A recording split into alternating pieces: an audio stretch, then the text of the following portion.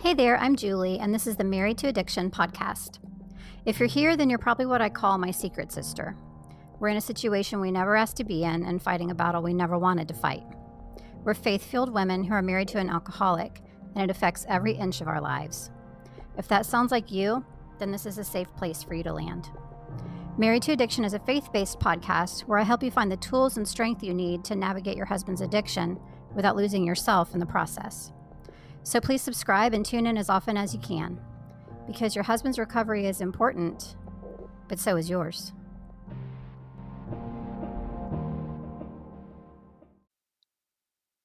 Hello, and welcome into episode 116 of the Married to Addiction podcast. This episode is called What to Do When He Comes Home Drunk: 4 Scripts for Diffusing the Situation. So before we get started with that, I wanted to just make sure real quickly that you know about my new free Turning Point Toolkit. It is a free resource that was just released last week.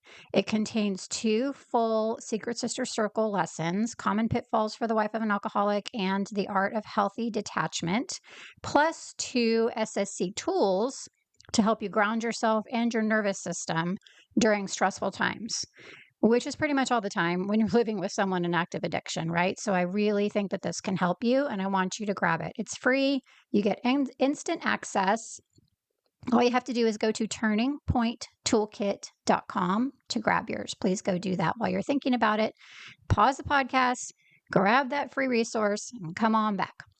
Now on with today's episode. So if you have ever felt that all too familiar knot in your stomach when you hear the front door open, or you just instantly know by the sound of your husband's voice, or for me, it was just looking at his eyes. His eyes, when he was drunk, looked drunk, and I knew it right away.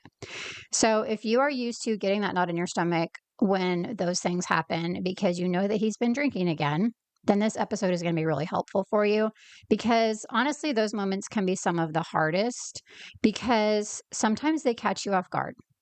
And even if they don't catch you off guard, whatever the situation, your heart starts racing and you start thinking, here we go again.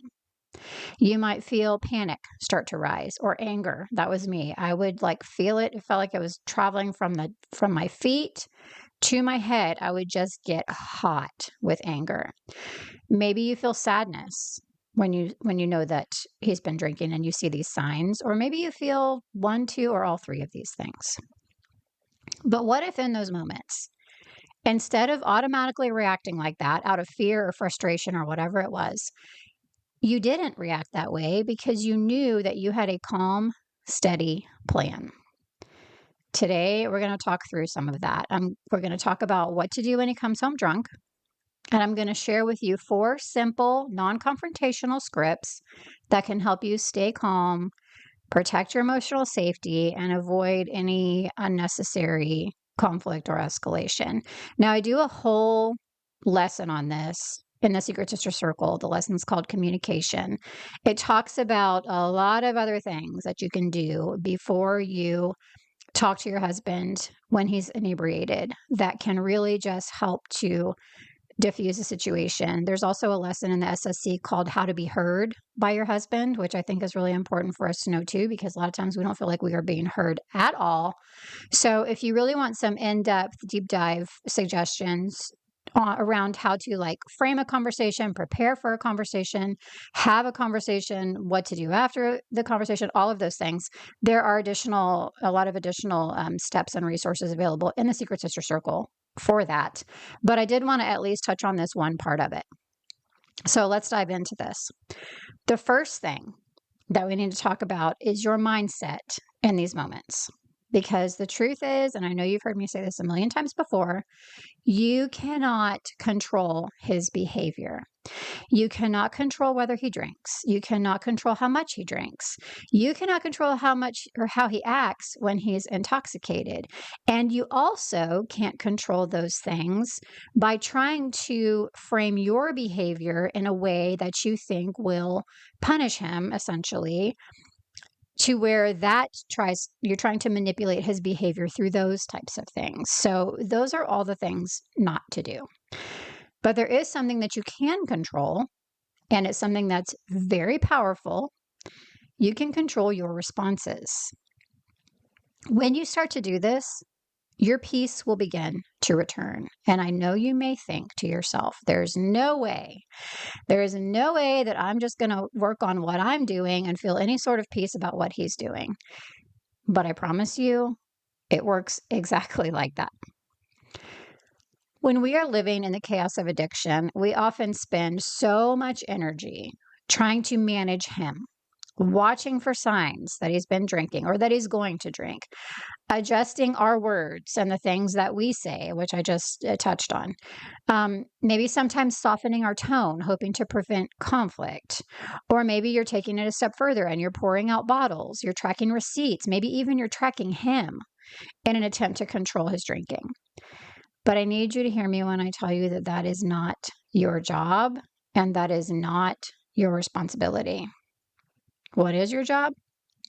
To protect your heart, your spirit, your safety, both emotional and physical, especially in those vulnerable moments when he is under the influence.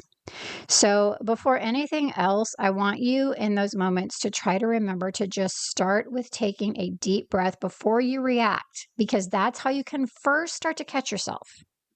Before, like I described, that hot anger rising from my feet, if I had recognized that as a sign that I needed to stop for a second, it would have gone a completely different way most of the time. So that deep breath before you react, when you're already starting to feel whatever that feels like for you, can really be a pivotal turning point. So when you're taking that deep breath, remind yourself, I can't control him, but I can choose how I respond.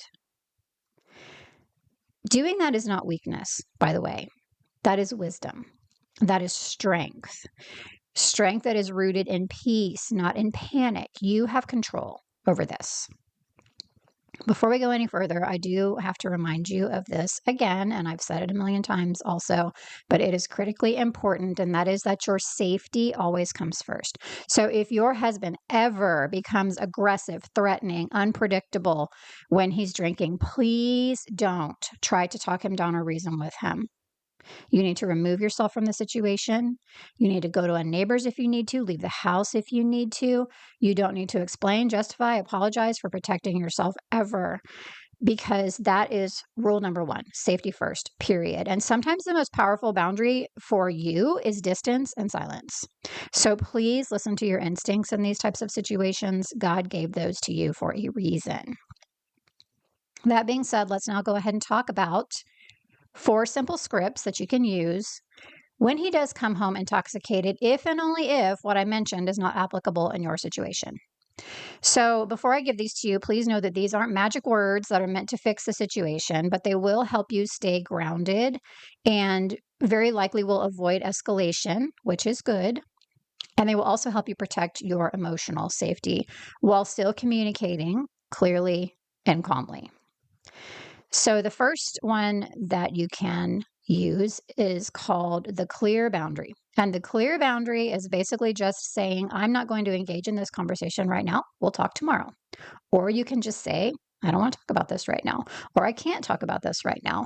Or just simply, we'll talk about this tomorrow. This one is short, clear, and powerful. So it tells him that you're not available for conflict or chaos, which is essentially what you are doing here. That is the whole point. You're not arguing. You're not going to defend. You're not going to explain. You're not going to prosecute, persecute, all of the things. You are simply choosing in that moment to step out of the incoming storm. This is not about controlling him, remember. This is about protecting your peace in that moment. Think about how it's gone before. When you have not removed yourself from the conversation, has it ended peaceful? Certainly didn't in my case. It ended up in all-out war with my kids as the audience. So this is about protecting your peace and the peace of your children if you have them in your home. You have the right, and sometimes even the obligation, to step away.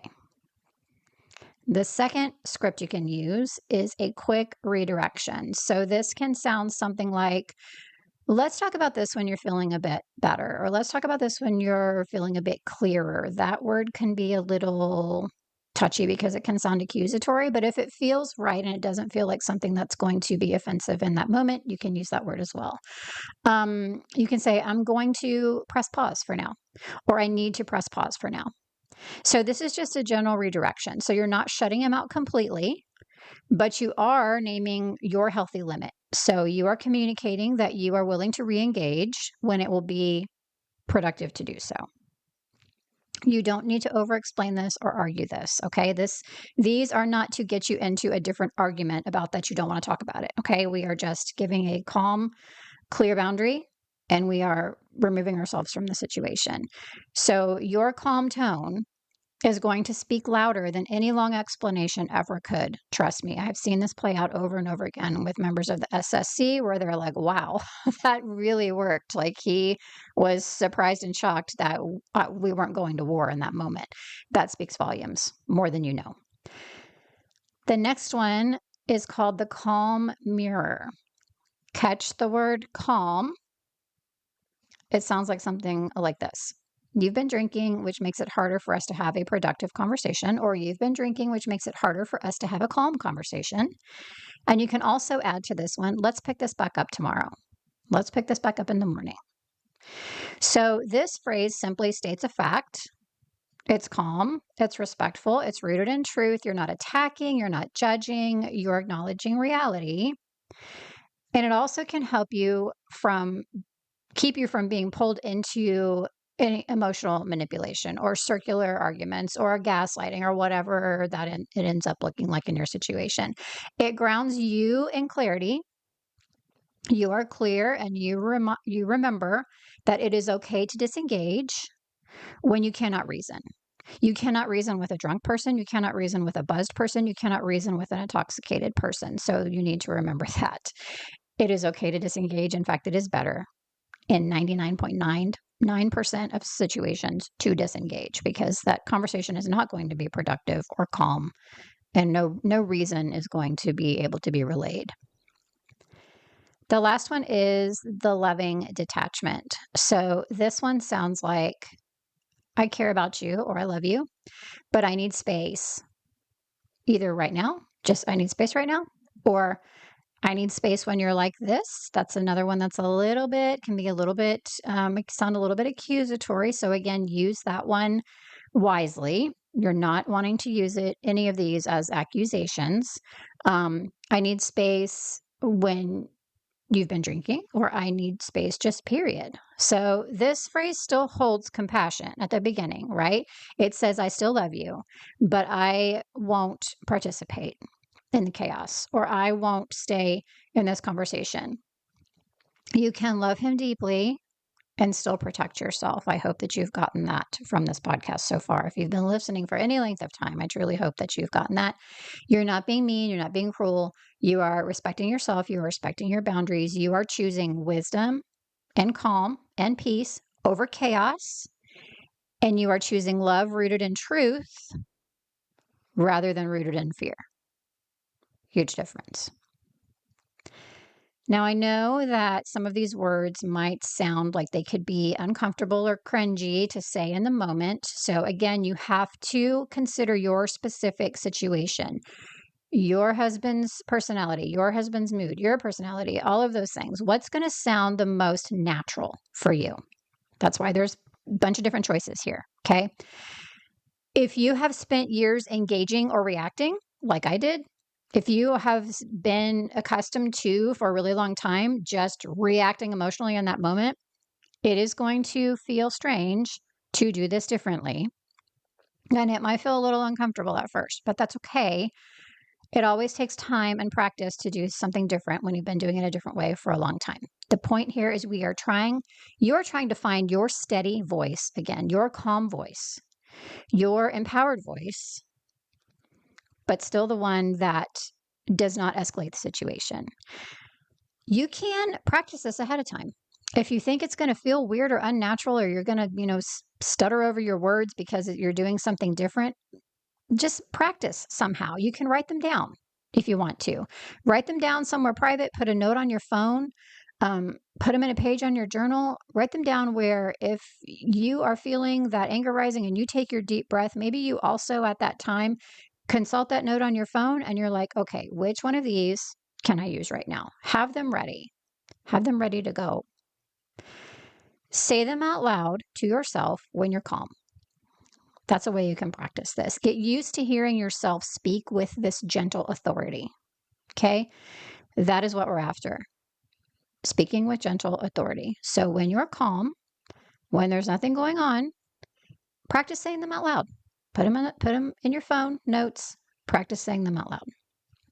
Another thing you can do ahead of time before you try to do this for the first, second, even third time, pray over this.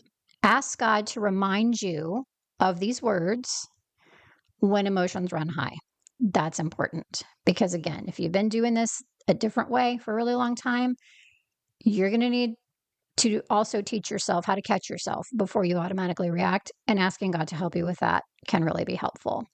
So you remember that you don't have to do this perfectly. This isn't about a performance. This is about your protection. You are protecting yourself emotionally. You are learning a different way to do this. You are choosing calm instead of chaos. And you are starting to send a new message to your nervous system, which is huge. And we've talked about that in recent episodes. You are telling yourself and your nervous system, I'm safe, I'm steady, I have choices, I'm empowered, all of those things. So keep that in the back of your mind. That is really important to understand why we are doing this in the first place. I know how heavy these times can be. I know how lonely it feels to lie awake after he stumbles through the door, or how horrible it feels when you have had that knockdown drag out again in front of your kids and you are just feeling so depleted and maybe guilty and all of the things, and you're just wondering how much longer you can keep doing this. So remember, in each of these situations, you do not have to match his chaos. As a matter of fact, don't match his chaos. That is not good for you, and it's ultimately not good for him because it is not productive and it's not going to take either one of you to a better place. You do not have to lose your peace because of his pain and his struggle. Okay? Hear that. You are allowed in these situations to protect your heart, to protect your children, to protect your spirit emotionally. And most importantly, you are not alone. God is right there with you in that moment to help you feel steady, compassionate, and strong. He always offers you his calm when everything around you feels uncertain. So the next time your husband comes home drunk, take that breath, whisper a prayer, and choose one of these simple, steady phrases that can allow you to walk out of that situation with peace instead of panic. Because remember, you can't control his drinking, but you can choose how you show up in each one of those moments, and that choice can change everything. You are not powerless, you are not alone, and you are deeply loved by a God who holds you steady, even in the storm. Thank you so much for listening. I'll see you next time.